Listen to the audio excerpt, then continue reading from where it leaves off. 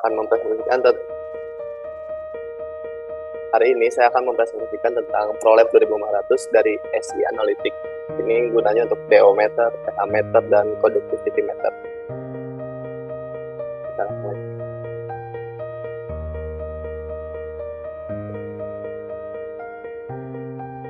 Oke, jadi untuk agenda hari ini ada 4 poin yang akan saya bawakan, yaitu untuk nomor satunya adalah pendahuluan tentang pengenalan SI Analytics dan dasar teorinya tentang tadi DO, pH, sama conductivity-nya.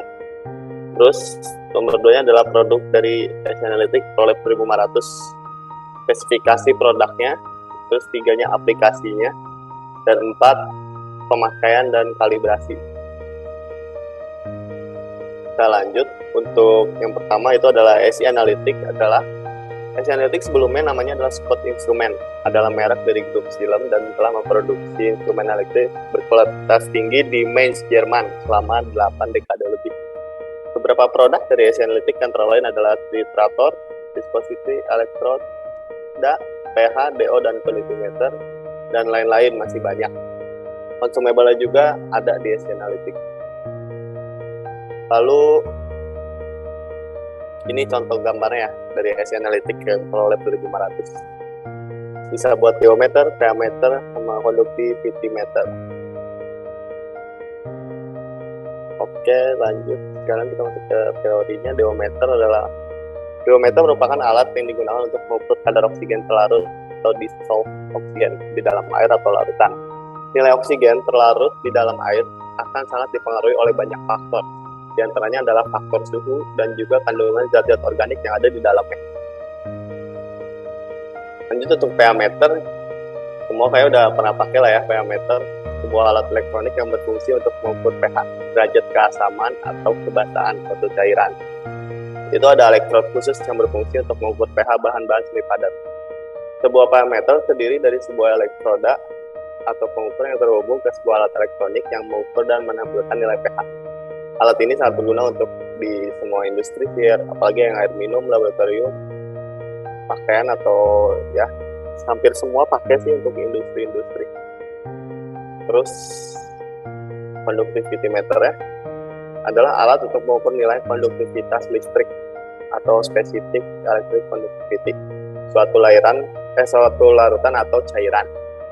Nilai konduktivitas listrik sebuah zat air menjadi referensi atas jumlah ion serta konsentrasi padatan atau total dissolved solid atau TDS yang terlarut di dalamnya.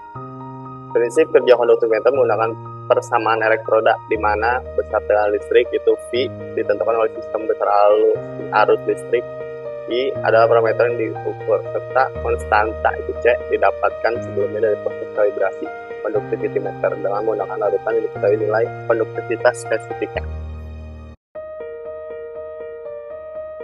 Masuk ke bab yang ini, yang kedua, yaitu adalah SI Analytics ProLab 2500. ProLab 2500 adalah pengukur kinerja tinggi berbasis digital dengan 3 saluran. Grafis warna layar dilindungi oleh kaca. Basis die casting seng berkualitas tinggi serta keyboard antibakteri, bahkan memenuhi tuntutan tinggi. Jadi ProLab 2500 ada 3 poin yang di appointment dari SI Analytics ya. Yang pertama itu adalah performa yang fleksibel, bisa mengukur pH, ORP, ISE, oksigen terlarut, dan konduktivitas. Kombinasi parameter yang sama atau berbeda. Tampilan grafis backlit berwarna dengan CMC, QSC, dan tampilan saluran. Adaptor untuk elektroda pH konvensional, colokan DIN, disertakan di dalam pengirimannya. Terus memori dengan lebih dari 10.000 NT. Lalu itu adalah mengukur kepastian. Nomor 2-nya, poinnya adalah transfer sinyal digital, menghilangkan interferensi, meloloskan data kalibrasi dengan aman, secara otomatis mengirimkan data sensor. QSC memberikan informasi yang akurat tentang keadaan elektroda, dan karena itu meningkatkan keselamatan operasional. Jadi bisa dicek keadaan si elektrodanya. Lalu yang poin ketiga adalah dokumentasi. Jadi semuanya udah otomatis dari sensor sampai penelusuran nilainya. Terus administrasi pengguna. Jadi ada kayak profile gitu ya, admin yang untuk jadi aman lah data-datanya semuanya. Terus bisa input data ke PC, stick memori USB atau printer tertentu. Nah, untuk ProLab 2015 ini nggak ada printernya, jadi printernya eksternal, harus ditambahin lagi ke si ProLab 2500. Ini perbedaan mencoloknya dari Lab 875P. Ini yang P ini printer ya, dan ProLab 2500.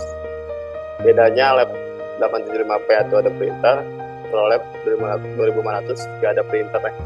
Jadi harus tambahin printer sendiri. Untuk modelnya sama ya, kurang lebih.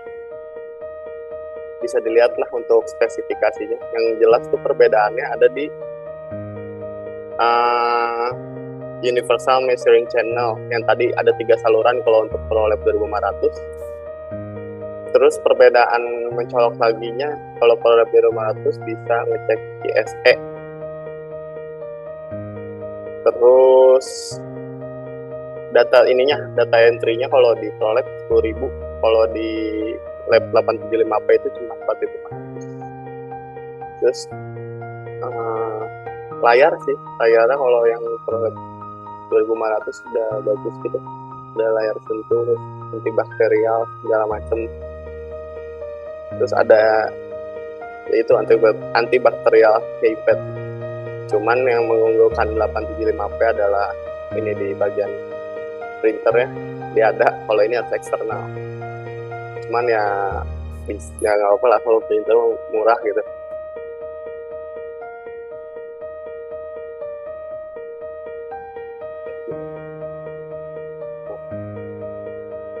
Lanjut ke bab 3, itu adalah aplikasi di mana aja sih biasanya dipakainya. Si pH meter atau yang kita bisa masuk kemana sih ProLab 2500 aplikasinya. Itu ada di industri bahan-bahan kimia, farmasi, pengolahan air limbah atau IPAL, lab service, industri AMDK, makanan, tekstil, sama cat, dan lain-lain sih sebenarnya masih banyak lagi. Kayak balai juga pakai gitu. Banyak balai juga yang pakai, terus laboratorium kesehatan juga pakai. Ini kalibrasi dan penggunaan parameter. Persiapan sebelum kalibrasi adalah sebelum Anda melakukan kalibrasi parameter yang Anda miliki, Anda harus melakukan langkah-langkah ini. Hidupkan parameter Anda. Setiap parameter bisa memiliki tombol yang berbeda. Jadi harus dibaca dulu SOP dari si alatnya, karena beda-beda juga. Jadi pasti ada booknya gitu kan kalau beli. Terus bersihkan probe atau elektrod. Tidak boleh membersihkan elektrod Anda dengan air keran. Jadi harus pakai air destilasi. Siapkan buffer pH. Ini persiapan sebelum kalibrasinya. Ini kalibrasi parameternya. Ini umumnya ya. 1. Letakkan elektroda pada buffer dengan nilai pH 7,01. Lalu mulai pengukuran. Biarkan pH stabil dengan diamin, jadi dicelupin 1-2 menit. Tetapkan nilai pH sesuai buffer pH setelah Anda mendapatkan pembacaan yang stabil. Bersihin lagi elektrodanya dengan air destilasi. Jadi kalau kalibrasi itu biasanya nggak 1 titik sih. Kalau saya sering lakuin biasanya di 3 titik, di 3-5 sih biasanya malah. Jadi di titik yang netral, yang asam sama yang basahnya sama aja, jadi ngelakuinnya kayak yang tadi gitu. Jadi tapi satu-satu. Setiap mau ganti ke titik yang berbeda itu dibersihin lagi. Itu kalibrasinya. Terus menggunakannya ya secara standar sih ya tinggal dimasukin aja sih si elektrodanya. Cuman ini secara umumnya, karena kan beda-beda juga ya untuk pH meter, tergantung alatnya gitu, beda-beda tergantung mereknya. Untuk tombol-tombolnya ada di mana ya itu tergantung alatnya, jadi harus dibaca dulu guidebooknya yang dibeli. Oke, itu semua materi yang ingin saya sampaikan hari ini. Kalau ada pertanyaan bisa langsung ditanyakan sekarang sebelum saya tutup. Ada yang mau bertanya? Atau sudah sangat jelas? Mau nanya Mal, tadi disebutin ada ISE ya? Yang si ProLab? Betul Pak. Nah, coba jelasin dong ISE itu apa ya? Oke Pak, bentar ya.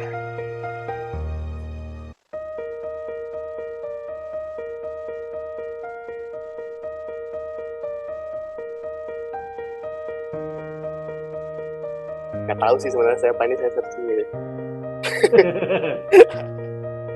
Harus pinter ya kan, udah 4.0 ya Pak ya, tinggal searching aja kalau kayak gini Pak ya. Iya Pak. Ion selective electrode, salah Yes. satu jenis electrode half cell yang digunakan dalam potensiometri untuk mengukur jumlah ion terlarut dalam larutan. Sesuai dengan namanya, ISE memiliki selektivitas yang tinggi. Electrode selective ion. Mana yang maksudnya? Ya itu jadi saya sedikit tambahin aja sebenarnya. Jadi ada beberapa nih kayak kemarin di si lab 785 apa lab berapa gitu ya. Saya make sure lagi kalau saya salah itu ada bisa hampir semua. Ada yang bisa ke ISE juga sama. Nah itu bisa jadi apa namanya tuh value-nya dari SI. Jadi misalkan nih ada permintaan, saya mau ngukur CL-min tapi nggak mau sistemnya kayak pH meter. Nah ini pakai ISE ini gitu. Jadi probe-nya pun ada gitu. Jadi kalian misalkan kan biasanya CL-min kita harus pakai apa ya? Spektro bisa gitu kan. Kemudian pakai apa lagi ya? Titrasi kali ya. Ngitung titrasi bisa. Nah sebenarnya ada juga nih pakai ISE ini yang pemakaiannya itu tinggal celup banget lah kayak pH meter kayak gini gitu. Jadi ada beberapa make sure kalian nanti cari tipe-tipe mana aja yang bisa digunakan ISE. Nah itu bisa menjadi nilai tambah untuk si SI ini gitu. Karena ya perlu kalian ketahui misalkan kalau kita jualannya hanya tahu pH meter, conductivity meter, itu akan marketnya udah sangat terlalu ramai ya. Jadi memang kita harus benar-benar fight-nya itu fight yang lumayan capek gitu. Nah kalian bisa menambahkan itu sih gitu. Cuman memang kalau ISE ini dia harganya lumayan gitu. Baik nanti dari si sensornya, si probe-nya ataupun nanti si alatnya ini. Gitu. Oke Pak Dian, terima kasih tambahannya. Sebenarnya malah saya ingin bertanya sih Pak ini Pak, kalau printernya bisa pakai apa aja nih Pak yang portable 500 eksternalnya? Apa ada printer tertentu? Kalau eksternal biasanya kalau dia keluarannya printer itu kayak printer di Wartel atau Warnet ya, Alpha. Oh yang bond gitu ya? Epson berapa sih ya itu saya lupa lagi lah. Itu di harga 2 jutaan lah, di bawah 2 juta sih. Oke, berarti bisa pakai, maksudnya bisa beli sendiri kan kalau udah beli? Iya bisa, tapi di make sure dulu dia outputnya apa sih. Biasanya kalau udah outputnya dia udah bisa ngomongin eksternal sih dia harusnya bisa gitu. Cuman make sure kalau di apa namanya tuh, kalau yang printer yang kayak di minimarket gitu, artinya dia kan kertasnya itu kertas ini ya, ada yang thermal paper juga gitu. Nah itu kalau thermal paper kan cepet hilang ya biasanya. Oh, iya. Nah ada beberapa customer pengennya yang bener kayak printer biasa di kertas biasa yang nyerap gitulah gitu, yang pakai kayak karbon gitu. Itu aja sih make-nya. Oke Pak Dian, terima kasih. Ada lagi yang mau bertanya?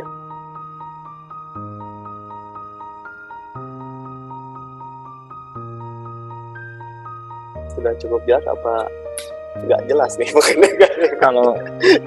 Kalau yang CL minus itu perbandingannya dengan misalkan yang siapa H itu pakai apa tuh? CL yang mana? Gimana Pak? Yang kayak H itu kan kayak kolorimetri kan ada CL juga kan, ada klor juga kan ya. Iya. Nah itu kan ada beberapa klor, ada yang free chlorine, ada yang nggak apa sih, ada yang DNTP apa gitu. Nah ini kalau misalkan kita pakai ISE itu perbandingannya sama yang mana ya? Sama yang mana ya Pak? Saya juga nggak tahu deh kalau ISE ini. Nah maksudnya kalau misalkan itu kan berarti kan apakah kita misalkan yang tadi saya juga tertarik yang misalkan pakai klor ya, berarti kan kita pakai klorin ya. Itu kan ada juga kita pakai apa kolorimetri ya, kayak HAK dan lain-lain. Itu juga Berarti kan ada market yang ada di situ gitu ya. Karena kan chlorine salah satu yang kita bisa ke kolam renang dan lain-lain. Nah, tapi perbandingannya apa sih dengan itu? Karena kan kita berarti kalau pakai ini kan nggak usah pakai reagen dan lain-lain ya, nggak usah pakai reaksi ya. Nah itu bandingannya sama apa sih? Ini Pak Bayu juga bisa bantu Pak. Mohon bantuan ini kita follow friend. Kalau friend ya. Follow friend ini Mas Tubi Milioner. Yang CL, sorry Pak, yang CL apa tadi Pak ininya? Kalau yang ini kan kalau misalkan kita bicara masalah ISE ya, yang tadi kata Pak Dian CL. Nah itu kalau misalkan di hak itu klorin yang mana ya Kang? Yang di free klorin atau apa tuh klorinnya? Sensor ya. Kalau sensor biasanya itu CL min Pak. CL min ya. CL min. Kalau spektro baru biasanya ada yang total klorin, ada yang CL min. Jadi kalau yang CL min itu berarti sama dengan CL minus juga ya? Atau beda lagi? Secara stokiometri sih sama jatuhnya. Jadi kalau si sensor ISE itu kan intinya kan dia membrannya selektif. Hanya ion tertentu yang bisa ngelewatin terus di-detect sama si elektrodanya kan. Nah, jadi pada prinsipnya sih kalau dia ISE biasanya benar-benar satu ion doang, satu bentuk ion. Entah itu CL min, entah itu misalkan kalau yang kationnya NH4+, atau misalkan SO2 min, SO 2 min, ya kayak gitu-gitulah. Jadi bentuknya memang bentuk ion Pak, bukan bentuk total. Bentuknya anion atau kation ya Pak? Bisa anion, bisa kation, tergantung si ininya, si elektrodanya. Jadi kalau ISE itu dibeli lagi itu loh elektroda si selektifnya itu kan. Nah itu satu itu tergantung misalnya amonia doang. Ya betul. Jadi ada spesifik banget kalau ISE itu. Jadi nggak colok kayak elektroda ke pH gitu. Jadi ini mah beli lagi gitu. Misalnya buat amonia doang, buat sini doang. Jadi bisa kation bisa anion sih, tergantung itu belinya apa. Benar-benar mirip kayak itu ya, kayak probnya si Realtek berarti ya? Iya kan, untuk yang amonium itu kan emang teknologi pembacaannya ISE Pak. Oke.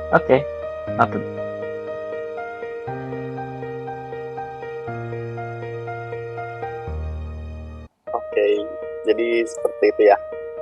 Kalau potensiometrik itu kan berdasarkan potensiometrik ya? Iya Pak. Iya. Dasar potensiometrik kan beda potensial nih sebenarnya nih. Itu iya, kan Pak, yang ion kan. Masih ingat deret volta nggak Man? Waduh, kelas 1 itu ya Pak ya. Kimia dasarnya. Kuncinya sebenarnya di situ, prinsip sensor yang ISE atau potensiometrik itu kalau lagi senggang mau baca-baca mau ngedalamin ilmunya itu bisa lihat deret volta sih. Oke Pak. Jadi dari deret volta ya. Lupa sih saya Pak, itu 10 tahun yang lalu. Mantan 10 tahun yang lalu masih inget Mal. Lupa Pak, saya mah Pak. Banyak Pak, lupa juga. Parah. Yang banyak itu dari voltanya atau apa mantannya? Semuanya Pak, makanya yang banyak tuh pasti dilupain Pak gitu. Nah, apa yang ngeles mulu ya, emang nggak tahu sih kalau saya itu. Untuk PSE juga tadi saya langsung baca searching aja, jadi tahu tadi pakai selektif ya, satu gitu. Ada yang mau nambahin atau yang mau bertanya lagi? Ya sebenarnya banyak yang bisa ditanya sih, cuman mungkin saya belum bisa menjawab secara penuh ya. Jadi pasti ada bantuan juga dari Pak Lukman, Pak Bayu atau Pak Dian. Tapi nggak apa-apa nanya aja biar sama-sama tahu gitu.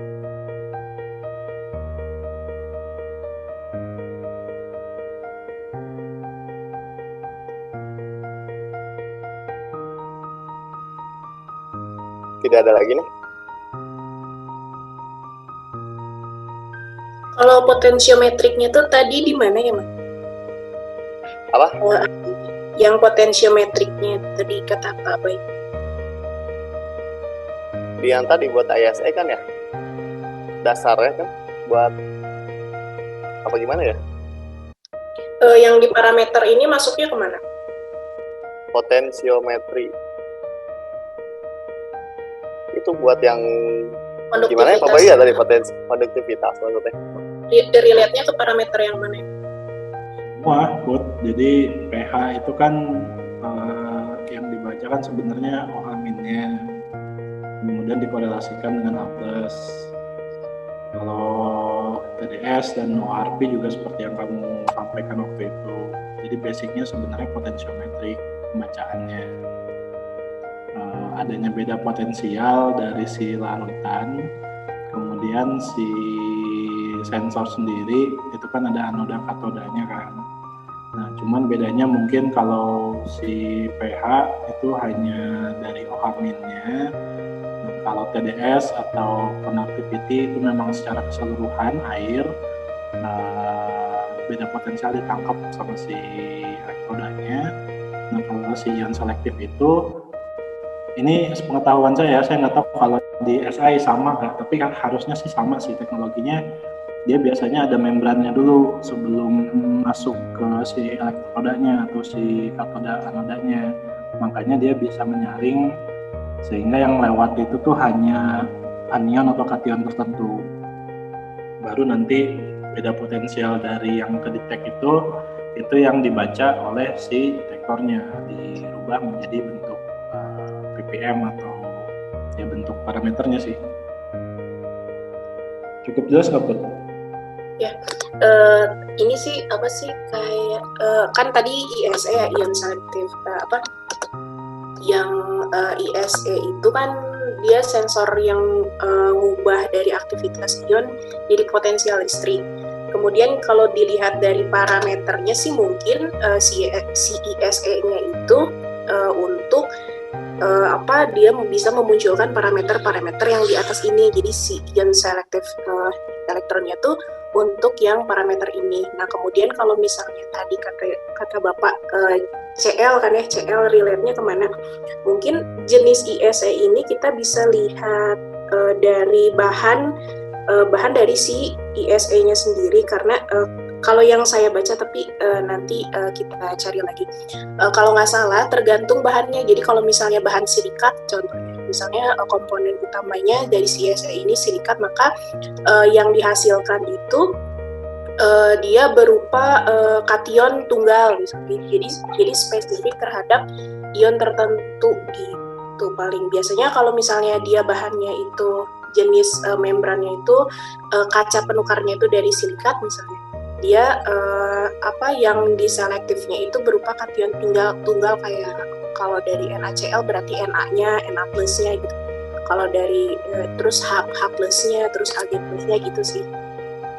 Mungkin kalau misalnya tadi compare sama yang H, kalau yang H tuh yang kayak CL yang mana sih atau yang ini yang mana, mungkin kita bisa lihat dari bahannya gitu ya Pak, bisa nggak ya? Bahan kacanya maksudnya? Bahan komponennya, bahan membrannya gitu. Bisa nggak sih dilihat dari situ? Saya nggak bisa jawab, saya harus cek satu-satu kalau kayak gitu produknya. Cuman memang yang pasti kalau kita bicaranya ISE, dia ada membran atau ya layering lah, penahan yang dia ngebuat hanya ion tertentu aja yang bisa masuk sih.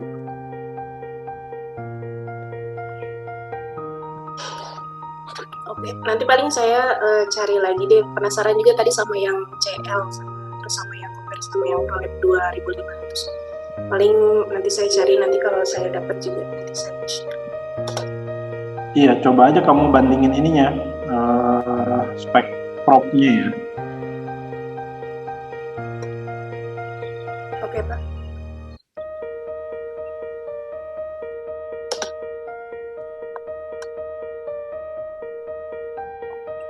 kasih Pak Bayu, terima kasih untuk diskusinya, sangat menambah ilmu ya hari ini untuk materi ini juga. Kayaknya udah cukup kali ya. Pertanyaan apa ada lagi nggak? Chat dulu. Chat nggak ada ya. Oke, kalau begitu saya tutup untuk meeting hari ini tentang probabilitas. Terima kasih banyak. Selamat bekerja, selamat hari Senin. Semoga tambah banyak PO dari tim sales. Amin.